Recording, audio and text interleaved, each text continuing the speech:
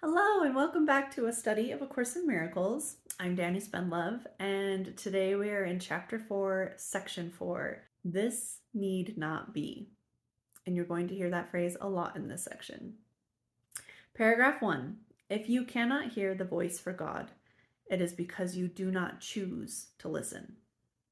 That you do listen to the voice of your ego is demonstrated by your attitudes, your feelings, and your behavior. Yet this is what you want. This is what you are fighting to keep and what you are vigilant to save. Your mind is filled with schemes to save the face of your ego, and you do not seek the face of Christ.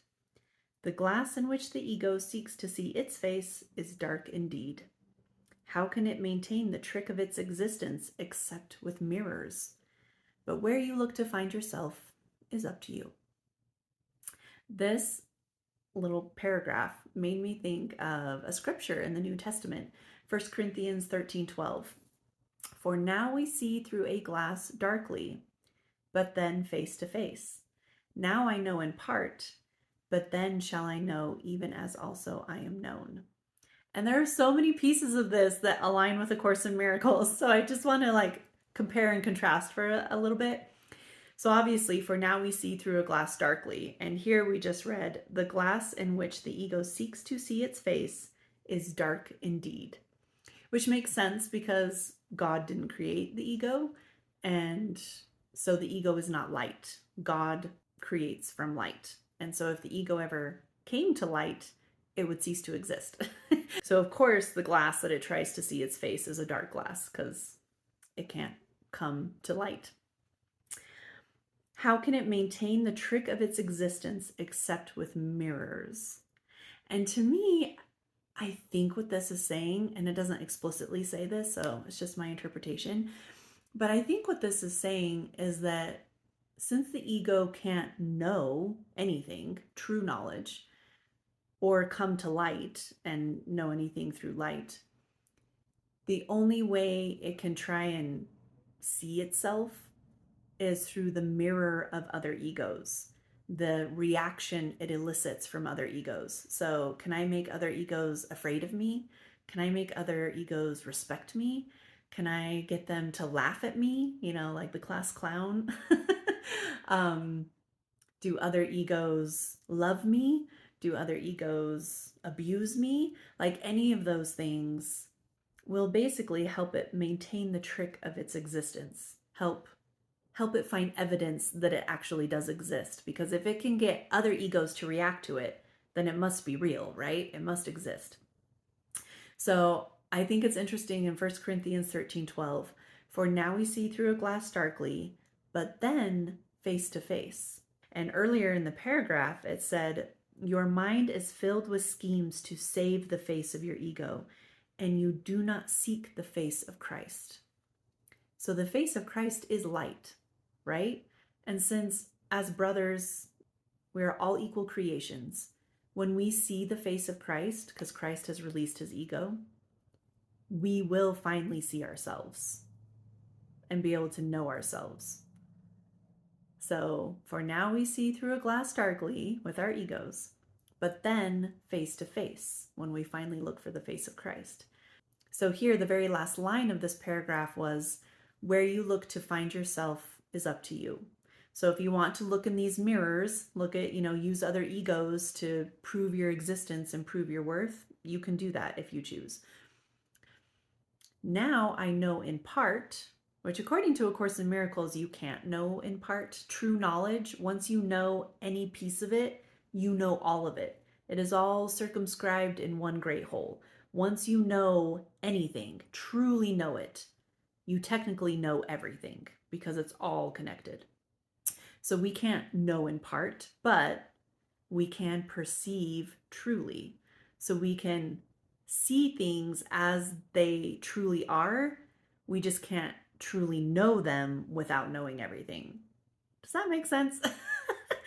So when 1 Corinthians 13:12 says, now I know in part, I think what it's really saying is I can perceive truly now, but then shall I know even as also I am known. So when we finally see face to face with Christ, we won't just perceive correctly anymore. We will actually know the way we are known by God. Paragraph 2. I have said that you cannot change your mind by changing your behavior. But I have also said, and many times, that you can change your mind. So you can't change your mind through changing your behavior. Your mind has to come first and then your behavior will naturally change, but you can change your mind. When your mood tells you that you have chosen wrongly, and this is so whenever you are not joyous, then know this need not be. Anytime you don't feel joy, it doesn't have to be that way. You could be joyous all the time. How do we go about doing that, pray tell? In every case, you have thought wrongly about some brother God created and are perceiving images your ego makes in a darkened glass. Think honestly what you have thought that God would not have thought, and what you have not thought that God would have you think. Search sincerely for what you have done and left undone accordingly, and then change your mind to think with God's. This may seem hard to do. Yeah, no kidding. This may seem hard to do, but it is much easier than trying to think against it. It's actually easier to think with God than to think against Him. We've just convinced ourselves that it's really hard to think with God. Your mind is one with God's. Denying this and thinking otherwise has held your ego together, but has literally split your mind.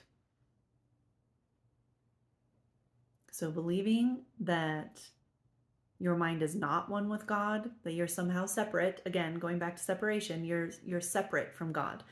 Your mind is not one with His. Your will is not one with His. That's how your ego came to be and what maintains its existence. And it literally splits your mind because your mind is one with God. So then there's a piece of the mind that sides with the ego and believes that everything's separate and all these illusions come from that. But there is a part of your mind that will always be one with God's. That's what I'm taking from this. Let me know in the comments if you perceive it differently. As a loving brother, I am deeply concerned with your mind and urge you to follow my example as you look at yourself and at your brother and see in both the glorious creations of a glorious Father. So I want to go back to that part where it says, think honestly what you have thought that God would not have thought, and what you have not thought that God would have you think. Search sincerely for what you have done and left undone accordingly, and then change your mind to think with God's. So again, it lays it out like this neat little easy thing to do. And I think the ego has used this against us because I think there are plenty of places in scripture where it says, be like God, right? Be one with God, be perfect even as your Father in heaven, which is perfect, right? And people get all worked up about what does perfection mean? And perfection isn't even possible. And, all of these things. Isn't that an interesting scripture now that we've been reading A Course in Miracles? Be therefore perfect, even as your Father which is in heaven is perfect. And A Course in Miracles is saying, yeah, you are perfect. And even this last line, Christ is saying, follow my example as you look at yourself and at your brother and see in both the glorious creations of a glorious Father. And so here in this paragraph, it's saying it may seem hard to do to think like God, but what the ego has done is said, oh, you thought an unkind thing towards that person. That's not like God. Oh, you treated this person that way. That's not like God. Look at all these mistakes you have made. Look at all the ways that you haven't thought like God, and be ashamed. How dare you? You'll never be good enough. You'll never be like God. You can never be perfect. And I don't think that's what this is saying. I don't think this is saying you need to be perfect in every, perfectly loving in every thought and action. I think it's saying when you look at yourself and your brother, even with all the mistakes, you still see them as a glorious creation of God. And you can make mistakes, you can make errors, and then go, oh, I am so glad that this is all an illusion. And from now on, I'm going to try to act with love. And you don't hold the guilt. There's a whole chapter later about guilt. so so wait until we get there, because I know there are going to be people who hear this and go, but wait, if we don't feel guilty, then we'll just keep doing bad things. And again, that is not what this is saying. This is saying you recognize your gloriousness, right? You are both the glorious creations of a glorious Father. You recognize that you are glorious. And yes, you have made mistakes, but those errors can be undone, and you don't have to live with the weight and the shame that comes with guilt. So think the way that your Father does about you. And look at your brothers the way your Father looks at them. And it's actually a lot easier to do that than to always be judging and to always be deciding, oh, that's right. This thought just dropped into my head. So in chapter 3, section 6, paragraph 3, the very first line says, "You have no idea of the tremendous release and deep peace that comes from meeting yourself and your brothers totally without judgment." When you recognize what you are and what your brothers are, you will realize that judging them in any way is without meaning. So, when it says that thinking the way God thinks may seem hard to do, but it is much easier than trying to think against it, it goes back to that paragraph that came into my mind where you have no idea the release and deep peace that comes when you stop trying to judge people. And so thinking the way God does, you won't feel the need to judge. You'll just see everyone as glorious creations, including yourself. It doesn't mean that there aren't mistakes and errors made, but it's not like, oh no, this is the end of the world. I'm a horrible person. They're a horrible person. You know, all these judgments. It's just,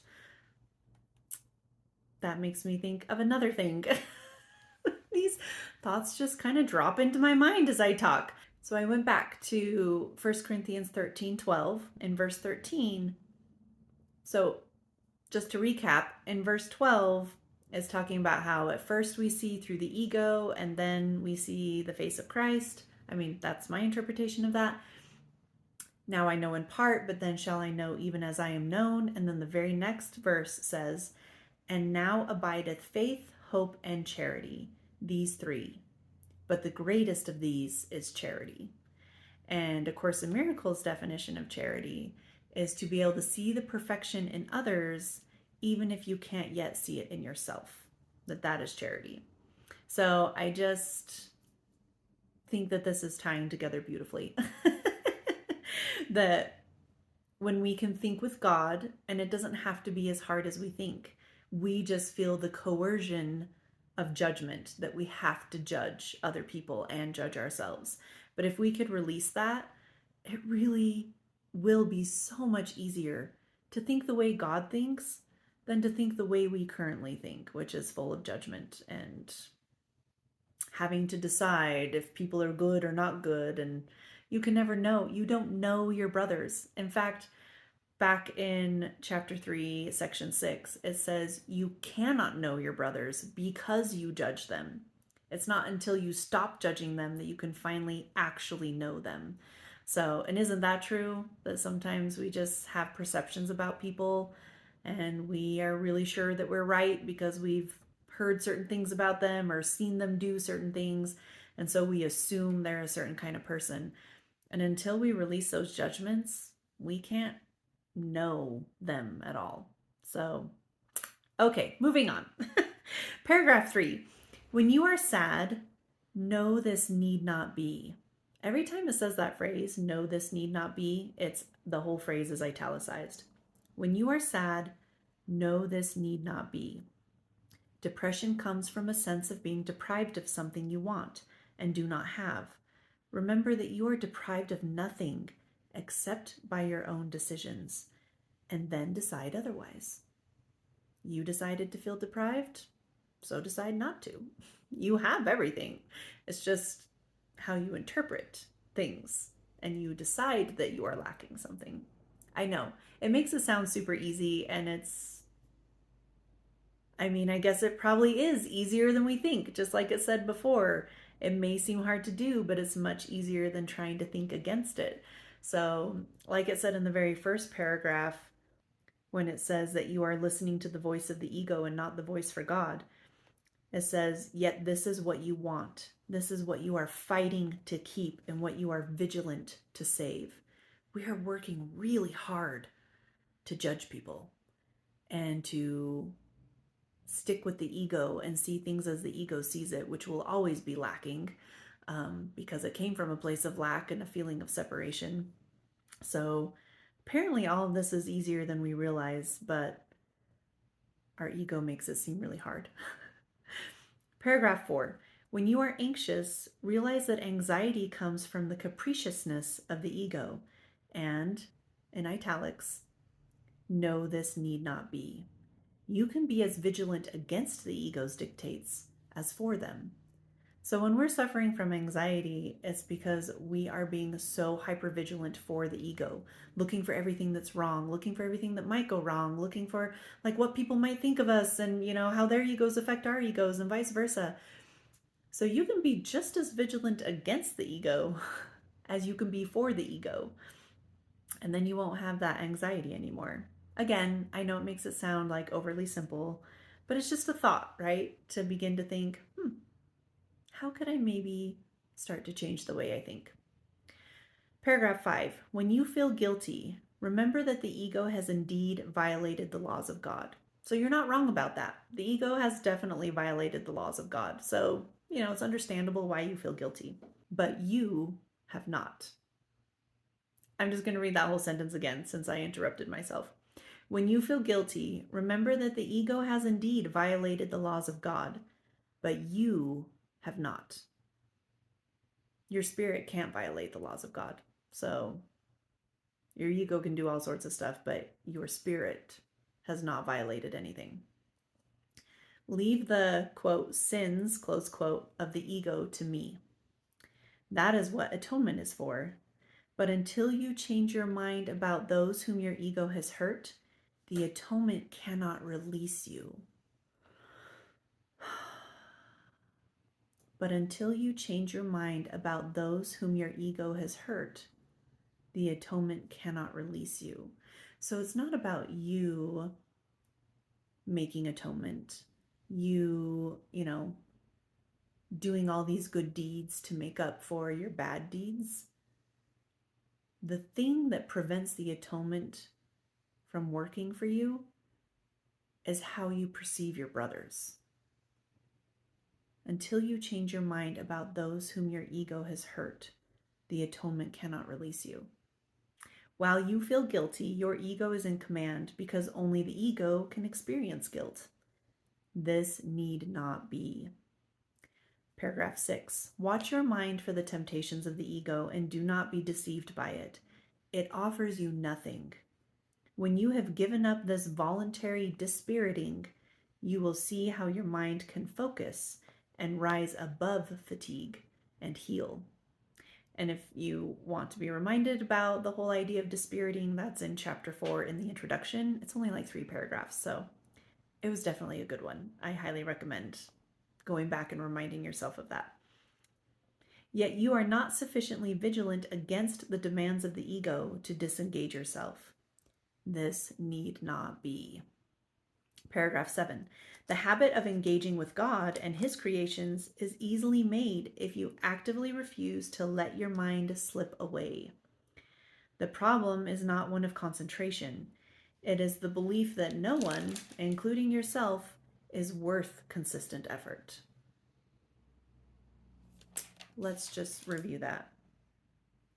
So it's easy to engage with God as long as you actively refuse to let your mind slip away. So the ego tries to Again, the slippery slope, right? That the devil is leading us down. It's our ego trying to get our mind to slip away.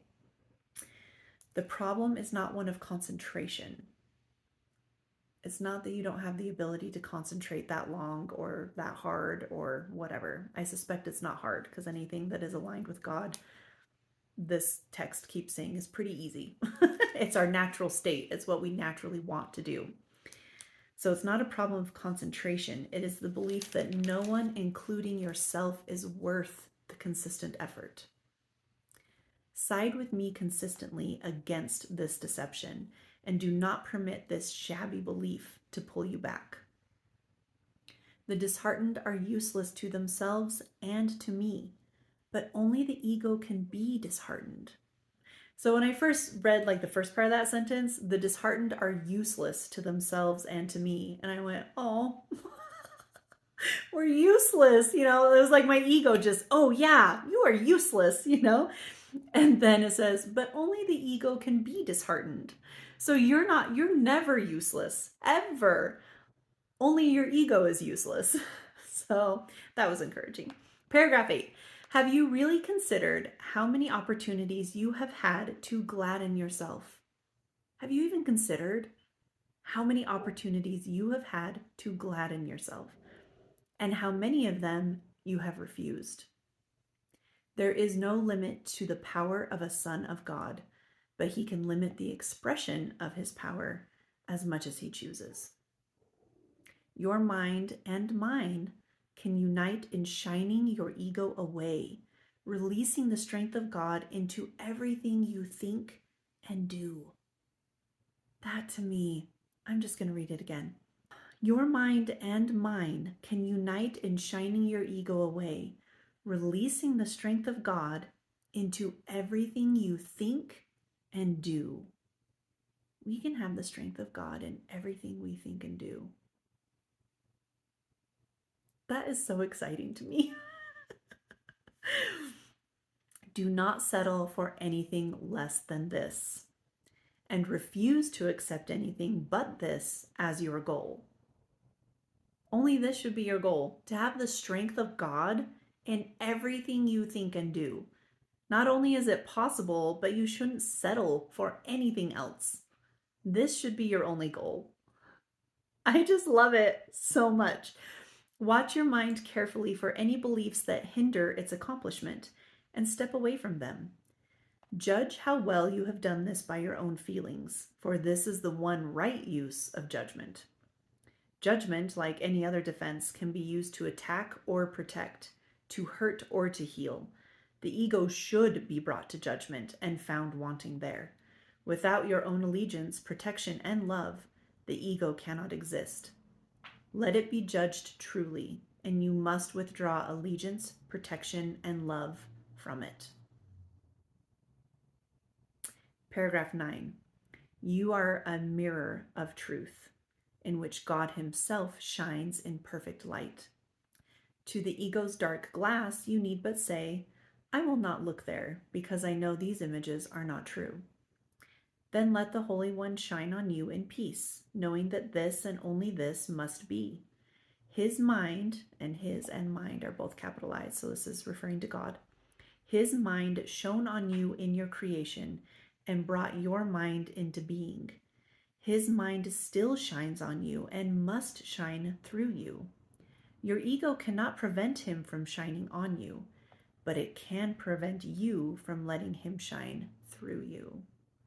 Nothing you do, no mistakes, no errors can ever prevent God from shining on you. But your ego can prevent you from letting him shine through you. So our goal is to not choose the ego and allow God's light and love to shine through us. Paragraph 10.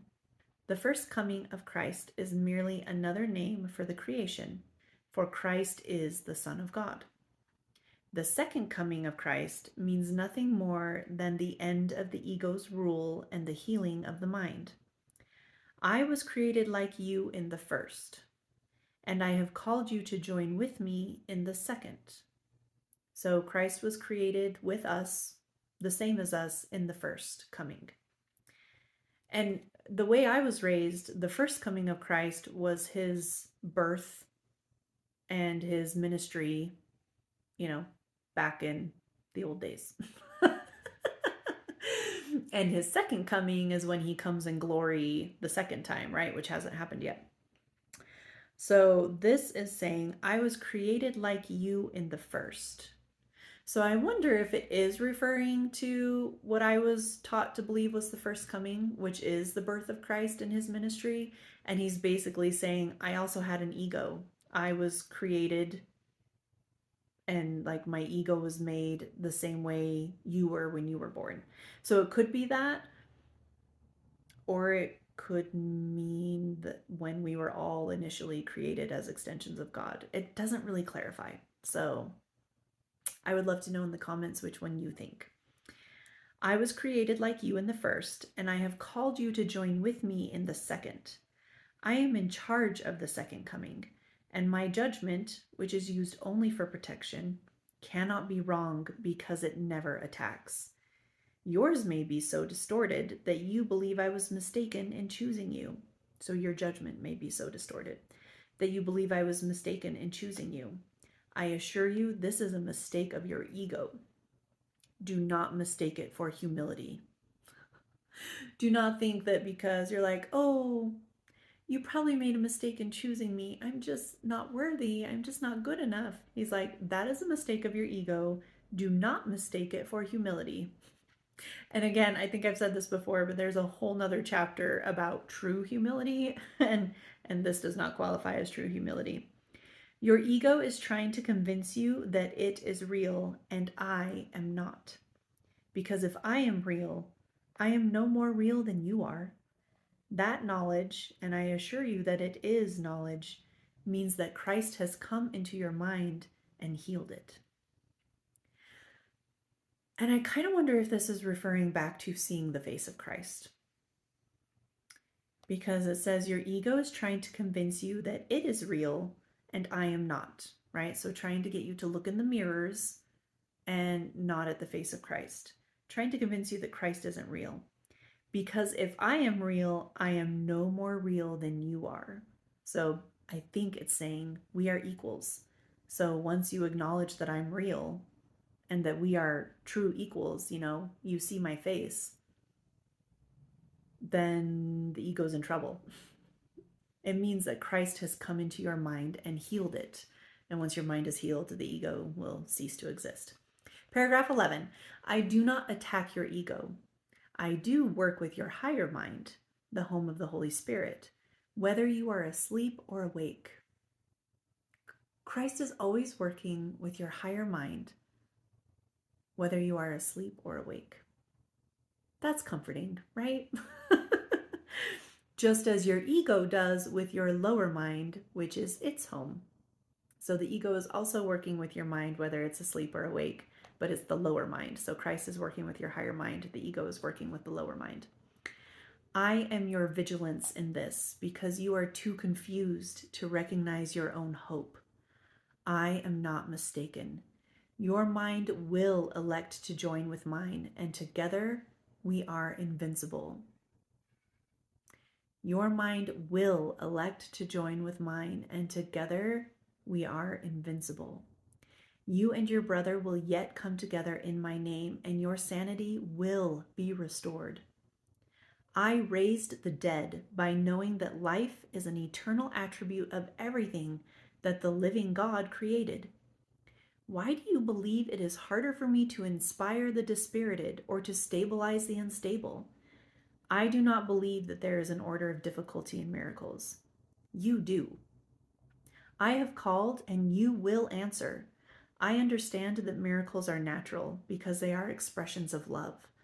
My calling you is as natural as your answer and as inevitable. You and your brother will yet come together in my name, and your sanity will be restored. I have called and you will answer. My calling you is as natural as your answer and as inevitable.